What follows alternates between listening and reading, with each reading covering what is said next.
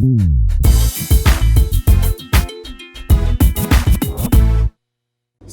Guys, locked take के episodes 2 में आप लोगों का एक बार फिर से स्वागत है जी। और यहाँ पर मैं अभिषेक तेलंग और सिटीजनशिप सिद्धार्थ शर्मा हम लोग मिलकर आप लोगों के लिए लेकर आते हैं एक वीकली टेक्नोलॉजी रैपअप जिसको हमने नाम दिया लॉकड टेक। और यहाँ पर हम लोग हफ्ते की टेक्नोलॉजी से जुड़ी जितनी भी बड़ी खबरें हैं उन सारी खबरों का हम लोग आपको एक तरीके से निचोड़ निकाल कर देंगे।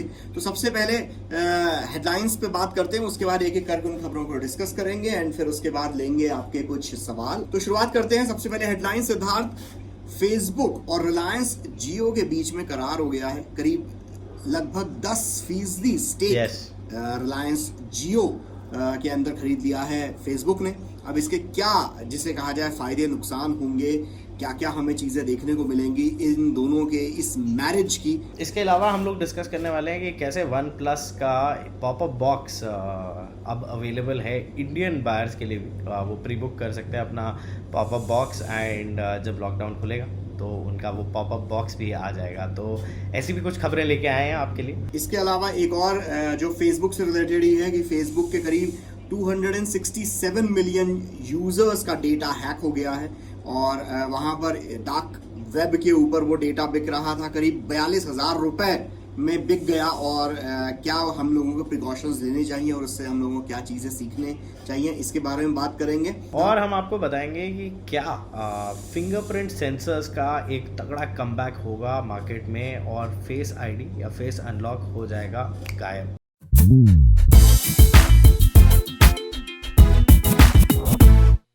सबसे बड़ी खबर इस हफ्ते की जो रही कि फेसबुक और रिलायंस जियो ये दोनों अपने हिसाब से महारथी हैं, फेसबुक भी और रिलायंस जियो भी।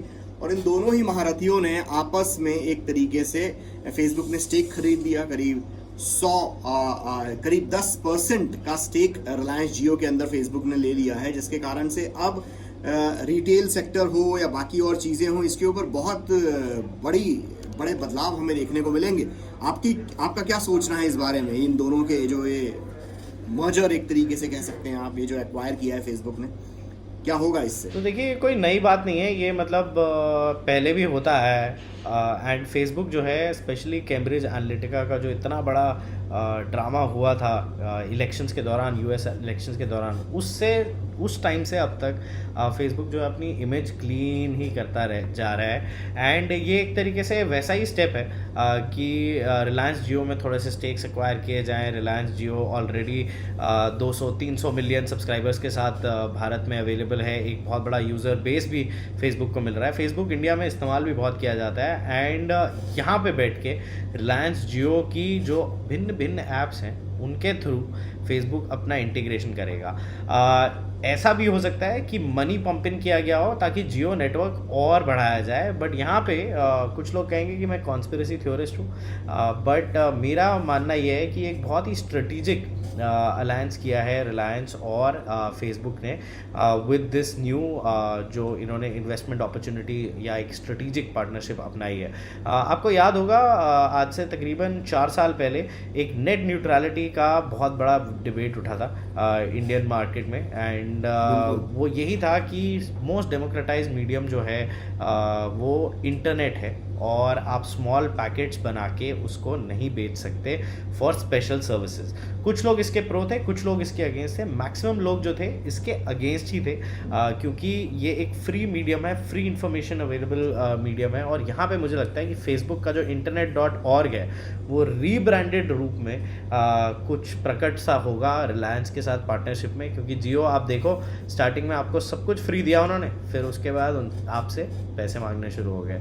तो अब देखने वाली बात सिर्फ ये होगी कि किस तरीके से या कितना जल्दी या कितना स्लोली ये लोग उस नेट न्यूट्रलिटी के बबल को तोड़ने की कोशिश करेंगे। आपने बहुत अच्छा पॉइंट निकाला ये जो नेट न्यूट्रलिटी वाला, क्योंकि इसमें आप ये देखिए कि पिछली बार भी जब ये इंटरनेट की आज़ादी के ऊपर सवाल उठ रहे थे तो जो कल्प्रिट हमें देखने को मिल रहे थे उन कल्प्रिट में आपका एयरटेल था, फेसबुक था, रिलायंस जियो के ऊपर भी आरोप इस तरीके से लग रहे थे, तो उस दौरान भी यही कल्प्रिट थे कि जो डेटा थ्रॉटलिंग करके और किसी खास सर्विस के लिए ज़्यादा इंटरनेट अच्छी स्पीड दे के और बाकी की स्पीड कम करके जो इंटरनेट की एक तरीके जो एक फ्रीडम है उसके ऊपर यही कल्प्रिट थे। और इस बार दोबारा यही लोग इस तरीके से आ रहे हैं। भारतीय एयरटेल ज़रूर नहीं है इसमें, क्योंकि एयरटेल का भी उसमें उस वक्त काफ़ी सवालों के घेरे में एयरटेल आया था।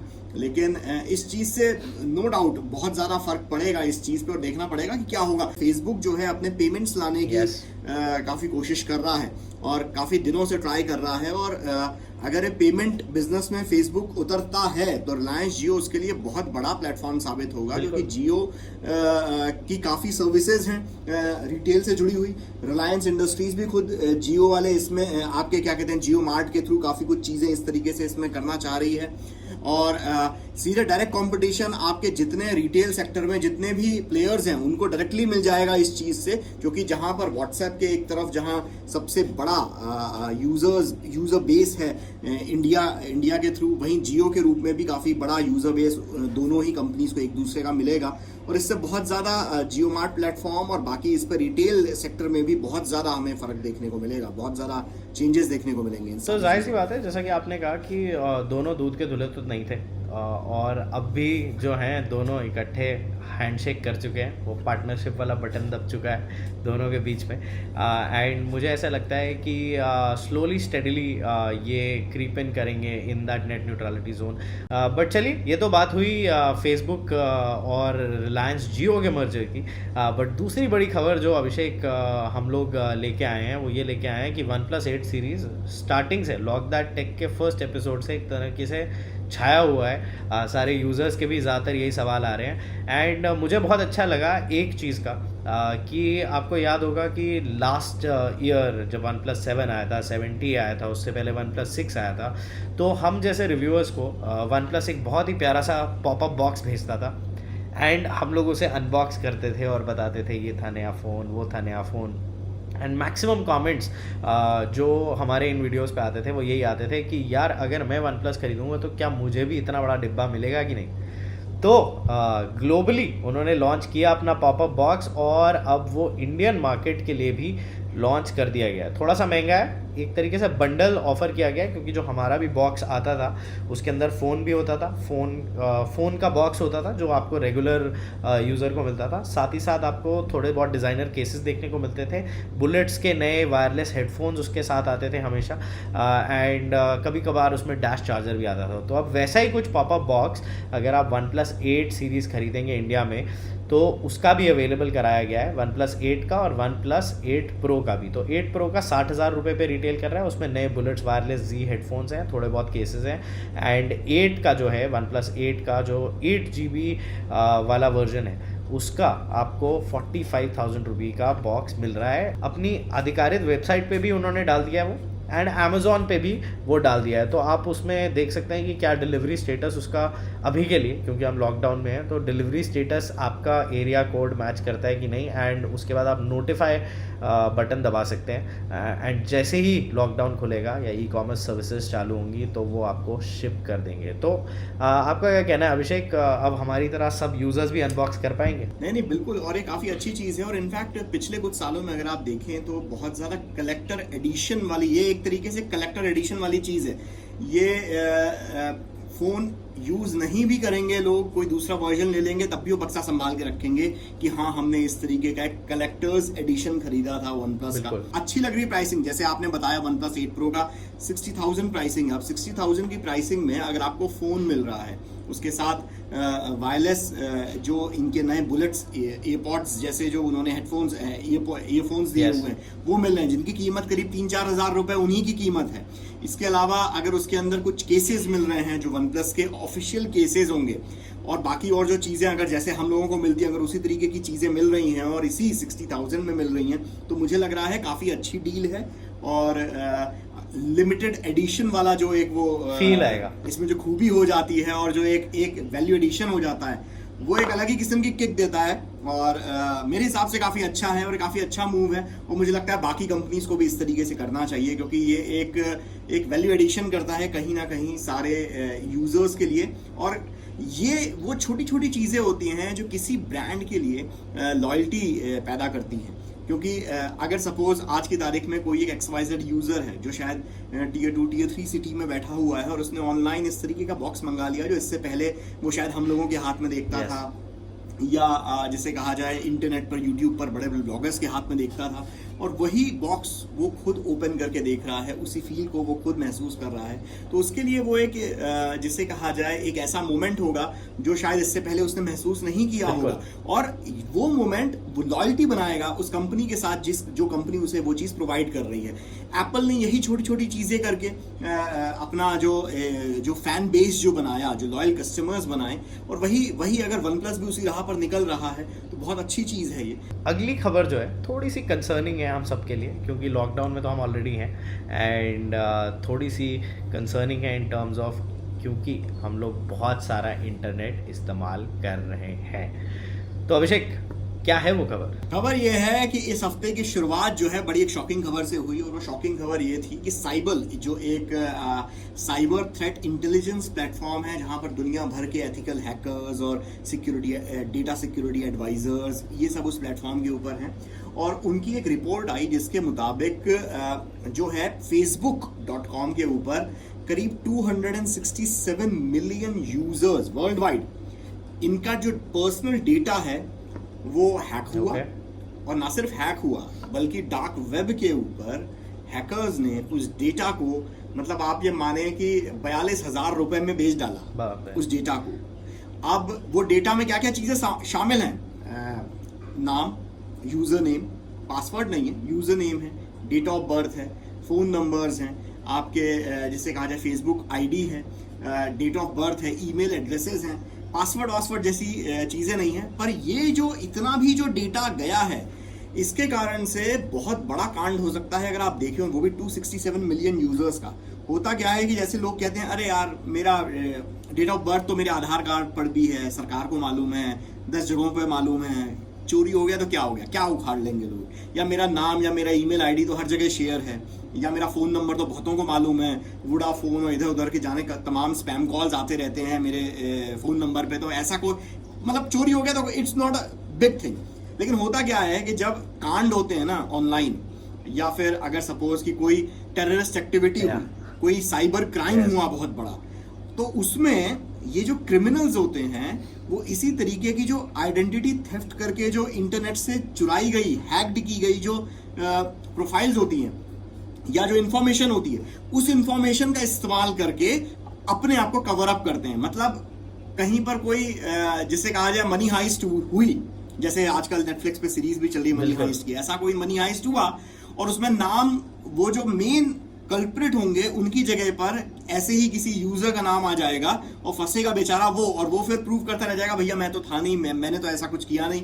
लेकिन ऐसे आपको याद होगा जब मुंबई में 26/11 के अटैक हुए थे, तो जितनी मेल्स भेजी गई थी वो नवी मुंबई में सानपाड़ा के एक मशहूर अपार्टमेंट के एक फ्लैट के वाईफाई से को हैक करके वहां से मेल्स भेजी गई थी दुनिया जहान में। और जब सारी इंक्वायरी बैठी तो वो बेचारा सानपाड़ा में जो वो शख्स था, और उस मतलब आप दुर्भाग्यपूर्ण माने इस चीज को कि वो शख्स कोई विदेशी था और बेचारा निर्दोष था, और वो उस चीज में फंसा, इंक्वायरी में उसको परेशान होना पड़ा। हालांकि बाद में क्लीन चिट मिल गई उसको, लेकिन फिर भी वो जो एक मेंटल ट्रॉमा होता है इस तरीके के, इसमें जो बदनामी होती है और जो ऐसी चीज़ों में कोई पढ़ना नहीं चाहता। तो ऐसे जो वैल्यूएबल डेटा इस तरीके का जो दिखने में इतना इंपॉर्टेंट नहीं लगता, लेकिन चोरी हो गया और कभी किसी इसमें आपके उस डेटा का इस्तेमाल कर दिया गया तो बहुत मिसयूज हो सकता है। तो इसीलिए मैं तो भैया हर किसी को ये बोलता हूँ कि आप जितने भी सोशल मीडिया प्लेटफॉर्म इस्तेमाल करते हैं, हर एक का पासवर्ड अलग रखें, फेसबुक का अलग, इंस्टा का अलग, आपके ईमेल आईडी का अलग, और बदलते भी रहें हर क्वार्टर में। अगर हर महीने पॉसिबल ना हो तो हर 2-4 महीने में उस पासवर्ड को बदलते रहें। आप क्या सोचते हैं इस खबर के ऊपर? क्योंकि मुझे तो काफी अलार्मिंग खबर है। इनफैक्ट डेफिनेटली अलार्मिंग है। काफ़ी लोगों को ऐसा लगेगा कि अरे यार तो क्या हो गया, जैसा कि आपने बोला, बट सारी बात ये है कि देखिए यहाँ पे काफ़ी सारी चीज़ें काम आती हैं। जैसे अगर आप आईफोन यूज़र हैं या फिर आप इवन एक एंड्रॉयड यूज़र हैं, तो उन्हीं फ़ोन्स के अंदर आपको ऐसी कई सारी फैसिलिटीज़ मिलती हैं, ऐप्स मिलती हैं। इनफैक्ट आईफोन का तो अपना भी पासवर्ड प्रोटेक्शन प्रोग्राम है जिसमें एक वो रैंडम पासवर्ड आपके लिए सेटअप कर देता है। तो वो रैंडम पासवर्ड इज़ ऐसा नहीं है कि वो अनहैकेबल है, पर वो ऐसा है कि एटलीस्ट कई हद तक एक हैकर को या फिर एक एथिकल हैकर को या फिर एक ट्रोल को एक तरीके से डिसवेड करेगा कि आपकी प्रोफाइल हैक करने में। क्योंकि देखिए ultimately hacking is also a time oriented job. तो अगर किसी भी चीज़ को करने में ज़्यादा टाइम लगता है तो वो हैकर बोलता है कि भाई मैं इस प्रोफाइल से मूव आउट करके किसी और का हैक करता हूँ जो कम सिक्योर्ड है। तो सभी अगर सिक्योर्ड रहेंगे थ्रू से using special characters in their passwords, using caps lock numbers, और अपने डॉगी या बिल्ली का नाम मत रखो अपना पासवर्ड, या 1 2 3 4 5 मत रखो पासवर्ड।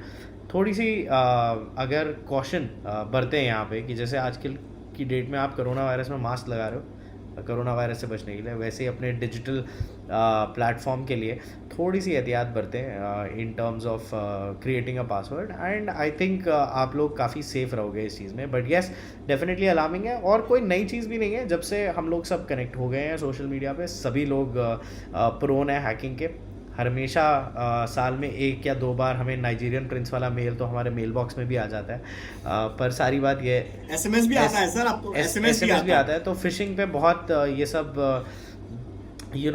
टेक्निक्स अपना लिए हैं हैकर्स ने। और फिशिंग से यहाँ पे मैं एक रिकमेंडेशन भी देना चाहूँगा, अगर आप लोग नेटफ्लिक्स पे हैं तो जमतारा देखिए जाके, आपको मालूम चलेगा कि कैसे फिशिंग से आपके पैसे खींचे जाते हैं। तो ऐसे ही छोटे छोटे स्टेप्स हैं, कॉशनरी स्टेप्स अगर आप लें अपने सोशल मीडिया पे तो आप सेफ रह सकते हैं इन सब चीज़ों से। बट डेफिनेटली अलार्मिंग है। और देखिए हमारी 2 न्यूज़ पीसेज में जो थी, दोनों में ही फेसबुक का नाम आया, एक अच्छी चीज़ के लिए और एक बुरी चीज़ के लिए। अगली जो हम खबर है इस हफ्ते का, या जो हमारा डिस्कशन है, वो भी ये है कि आजकल कोविड-19 के चक्कर में हम सब लोग मास्क लगा के घूमते हैं जहां भी बाहर जाते हैं। ऐसे में जो फेस आईडी है या जो फेस अनलॉक फीचर जो आजकल लगभग हर स्मार्टफोन में दिया गया होता है, वो तो मास्क हटाना ही पड़ता है वो फेस अनलॉक करने के लिए। तो ऐसे में क्या टच का दौर दोबारा से वापस आने वाला है? टच आईडी या फिंगरप्रिंट स्कैनर का दौर वापस आने वाला है? मुझे ऐसे लगता है कि एक तरीके से रिटर्न होगा, क्योंकि मास्क रिकग्नाइज नहीं कर पाएगा, या फिर रिटर्न होगा सैमसंग की एक ऐसी भूली बिसरी टेक्नोलॉजी का जो आज की डेट में एक तरीके से इररेलेवेंट है, और वो थी आइरिस स्कैनर्स की। तो आइरिस स्कैनर्स उन्होंने आईज स्कैन करके आपका फेस या आपका फ़ोन अनलॉक करने का मैकेनिज़्म निकाला था, जो कि एक तरीके से एप्पल के फेस आईडी ने एकदम ख़त्म कर दिया। बट अब looking at the current scenario, जितने लोग फेस मास्क लगा रहे हैं उनको फ़ोन्स ओपन करने में दिक्कत आ रही है, या उन्होंने अगर सिक्योर्ड लॉगिन किया है उसमें दिक्कत आ रही है। मैं अभी पीछे पेटीएम कर रहा था किसी को, तो मुझे मास्क उतारना पड़ा एंड फेस रिकग्नाइज कराना पड़ा, क्योंकि वो पेटीएम का पेमेंट ही नहीं जा रहा था, and I was too lazy to type the password again, और मैं अपना पेटीएम का पासवर्ड भूल भी गया हूँ शायद, क्योंकि मैं इतना यूज टू हो गया हूँ उस फेस आईडी को लेके। तो मुझे ऐसे लगता है कि एक तरीके से फिंगरप्रिंट सेंसर्स का रिटर्न होगा। एंड हाल फिलहाल में एक फ़ोन भी ऐसा लॉन्च हुआ, आईफोन SE 2nd जनरेशन जो लॉन्च हुआ था, जिसमें टच आईडी का रिटर्न हुआ, और उस फ़ोन में फेस अनलॉक नहीं है। तो आई थिंक आज की डेट में मैं तो ये कहूँगा कि भाई बहुत ही रेलेवेंट फ़ोन है, कि हर बार मुझे मास्क नहीं उतारना पड़ेगा to make the phone do payments या फिर ओपन इटसेल्फ। बिल्कुल बिल्कुल सिद्धार्थ, आपने एकदम सही बात बोली, क्योंकि लेकिन यहाँ पर कहीं ना कहीं मुझे लगता है कि अगर ऐसी चीज़ आती है तो एंड्रॉयड फ़ोन्स के लिए काफ़ी एज होगा इस चीज़ में, क्योंकि एंड्रॉयड फ़ोन्स जितने भी आ रहे हैं वहाँ पर टच सेंसर और फेस आईडी दोनों का, फेस अनलॉक दोनों का कॉम्बिनेशन उसमें दिया गया होता है। मतलब आप जिसे कहा जाए इन डिस्प्ले फिंगरप्रिंट सेंसर या फिर फिजिकल टच सेंसर दिया होता है ऑलमोस्ट हर ही एंड्रॉयड स्मार्टफोन में। तो कहीं ना कहीं एंड्रॉयड यूजर्स को ये परेशानी का सामना नहीं करना पड़ेगा, जहां पर जो आईफोन्स हैं वहां पर सिर्फ और सिर्फ आपका फेस अनलॉक है, तो उसमें बार बार आपको मास्क हटाना पड़ेगा। चलिए सिद्धार्थ, अब ऐप ऑफ द वीक की भी बात कर लेते हैं। कौन सा ऐप है इस बार, उसके बारे में बात की जाए क्या? बिल्कुल बिल्कुल। तो सिद्धार्थ, जिस ऐप के बारे में मैं आज बात करने वाला हूँ ऐप ऑफ द वीक, वो है डबल टेक। ये डबल टेक जो है बड़ा ही शानदार ऐप है, iOS एक्सक्लूसिव है इस वक्त, अभी एंड्रॉयड वर्जन इसका आया नहीं है। तो आईफोन यूजर और खासकर आईफोन 11 प्रो जिसमें ट्रिपल कैमरा दिया गया है, उसमें काफी काम का है। ये ऐप दरअसल करता ये है कि आपके जो जितने कैमरे, जैसे आईफोन 11 प्रो के अंदर आपको 4 कैमरे मिलते हैं, yes. तो वो चारों कैमरे एक साथ उसकी फीड दिखाता है, चारों कैमरे एक साथ एक्टिव हो जाते हैं, और उन दोनों कैमरों और उन चारों कैमरों में से अलग अलग आपको व्यू एंगल्स मिल रहे होते हैं। सेल्फी दिख रहा होता है आपको, फिर आपको अल्ट्रा वाइड और टेली वाला एंगल आपको देखने को मिल रहा होता है। तो जैसे आप और हम जैसे टेलीविजन में हम लोगों ने काम किया है, तो वहाँ पर पीसीआर के अंदर आपको ढेरों कैमरे के एंगल्स मिलते हैं, और फिर जो स्टूडियो डायरेक्टर होता है पीसीआर के अंदर बैठा हुआ, पीसीआर बोलते हैं प्रोग्राम कंट्रोल रूम।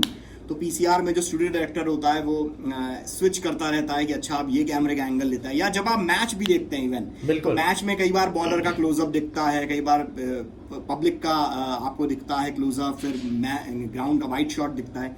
तो यहाँ पर कुछ उसी तरीके से होता है सिद्धार्थ। ये ऐप चारों कैमरे एक साथ रिकॉर्ड करता है, रिकॉर्ड नहीं करता, चारों कैमरे एक साथ उनको एक्टिव कर देता है, और आप उसमें से चूज कर सकते हैं कि आपको कौन से 2 कैमरे चाहिए, और वो 2 कैमरे आप रिकॉर्ड कर सकते हैं। दोनों की अलग अलग फाइल बनती है। तो जो लोग ब्लॉगिंग करते हैं, जो लोग क्रिएटिव काम करते हैं, वीडियोस बनाते हैं, उन लोगों के लिए सिद्धार्थ काफ़ी काम का ऐप है।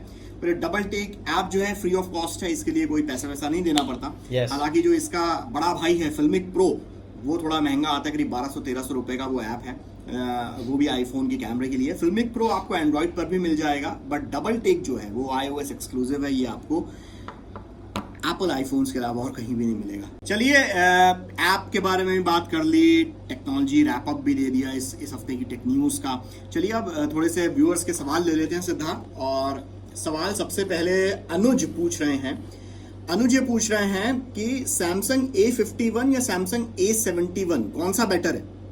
सैमसंग A71 भाई, A71 ज़्यादा बेटर है। A71 ज़्यादा बेटर है, नया फ़ोन है, नया प्रोसेसर है, बेटर कैमरा दिया गया है, सैमसंग का लेटेस्ट है। और सैमसंग के अगर आप top of the line phones नहीं ले रहे हैं, मिड बजट फ़ोन ले रहे हैं, तो मैं आज की डेट में भी ये कहूँगा, दो they have improved a lot, पर आज की डेट में भी यही कहूँगा कि जो उनका जो भी लेटेस्ट है वही खरीदें, क्योंकि उसकी थोड़ी लॉन्जेटिविटी आपको ज़्यादा मिलेगी। मतलब वो थोड़ा ज़्यादा चल जाएगा phone than the older phone. A51 nonetheless बहुत अच्छा डिवाइस है, वो भी काफ़ी नया है, दोनों ऑलमोस्ट तकरीबन सेम टाइम पे आए थे। बट A71 जो है आई थिंक मेरा पिक रहेगा, थोड़ी सी बेटर बिल्ड क्वालिटी भी है उस डिवाइस की। बिल्कुल बिल्कुल।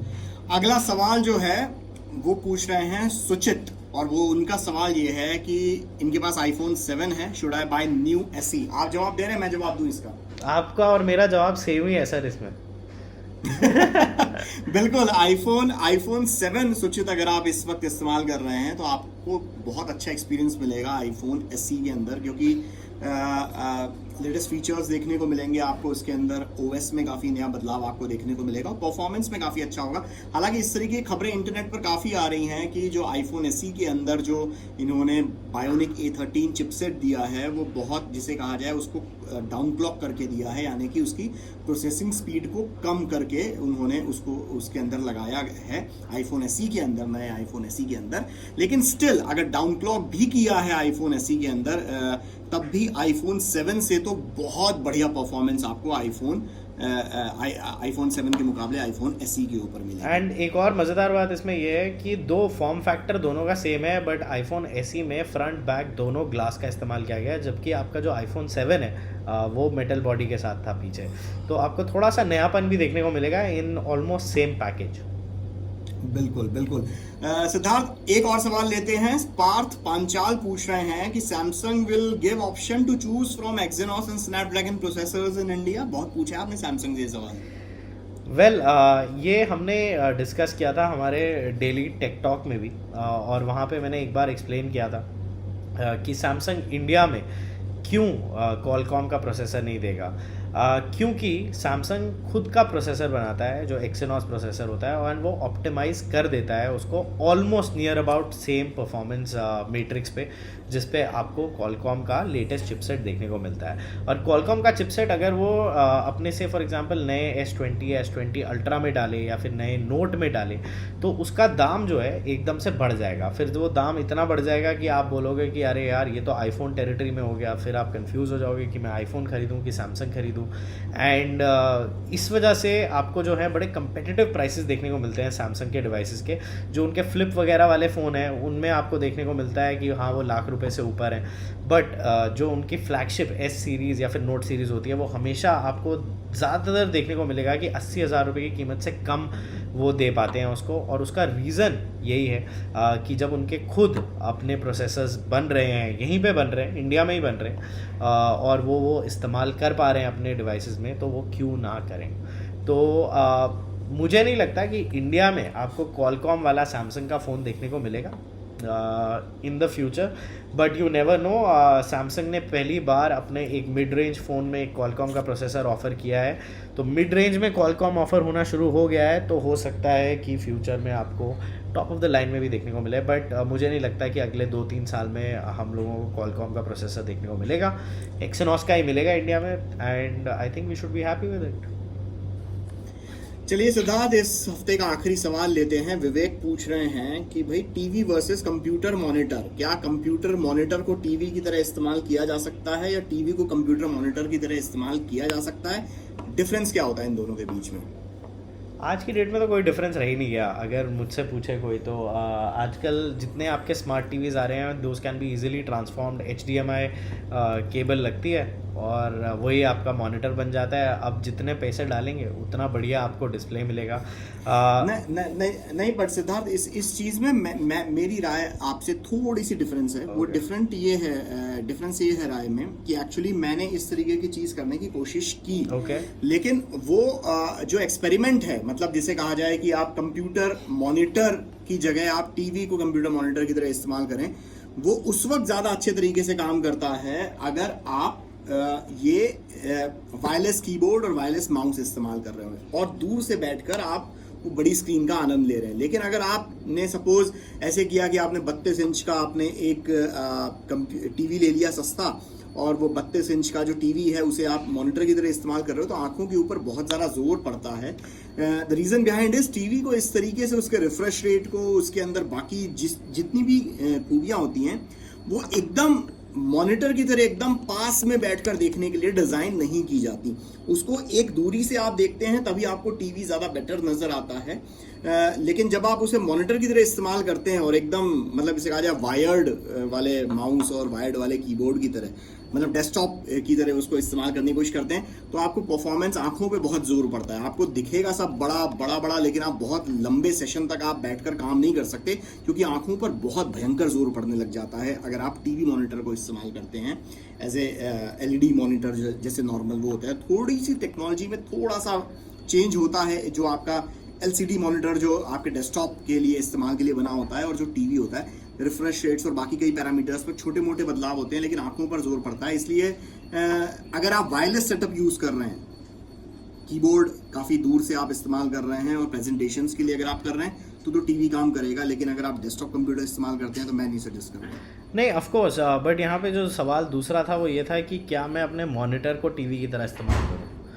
तो नहीं, उनका दोनों तरफ से सवाल था। उन्होंने पूछा था can we use computer monitor as a TV for daily use और can we use TV as a monitor. हाँ, पर हाँ, मेरे हिसाब से you made a very valid point refresh rates और ऑफ कोर्स साइजेस को लेके, बट डेफिनेटली आज की डेट में जो है I don't see apart from gamers या फिर ग्राफिक डिज़ाइनर्स, मेरे को लगता नहीं कि ज़्यादा लोग जो हैं दो अलग अलग डिवाइसेस में इन्वेस्ट करना चाहेंगे। वो एक ही लेंगे, या तो आप मॉनिटर लीजिए, उसको टीवी की तरह इस्तेमाल कीजिए, अपना क्रोम स्टिक लगाइए या फिर एप्पल टीवी उसमें लगाइए, या फिर अपने टीवी को आप मॉनिटर की तरह इस्तेमाल कीजिए। आई थिंक ओनली प्रोफेशनल्स दोनों अलग अलग लेंगे, पर I might be wrong, I don't know.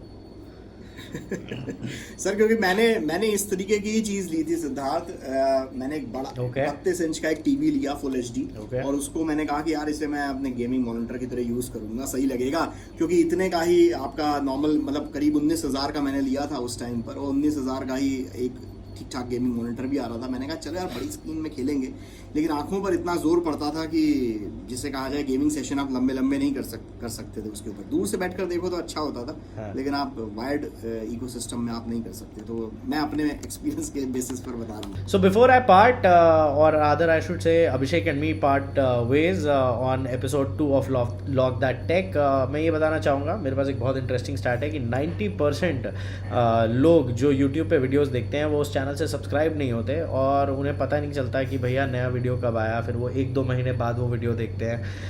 तो ऐसा आपके साथ अगर ना हो या आप चाहें कि ऐसा आपके साथ ना हो तो आप हमारा चैनल यहाँ पे सब्सक्राइब कीजिए। Abhishek Telang is the name of the channel, India के फेवरेट टेक गुरु के चैनल पे आता है ये लॉक दैट टेक का special edition with me and Abhishek over here. And अगर आप सब्सक्राइब करोगे, बेल आइकन दबाओगे तो आपको मालूम चलेगा जब भी एपिसोड अपलोड होगा। एंड तो बिल्कुल सिद्धार्थ, आपने एकदम सही कहा, और चैनल को सब्सक्राइब कीजिए, बेल आइकन दबाइए, और मिलते हैं अगले एपिसोड में।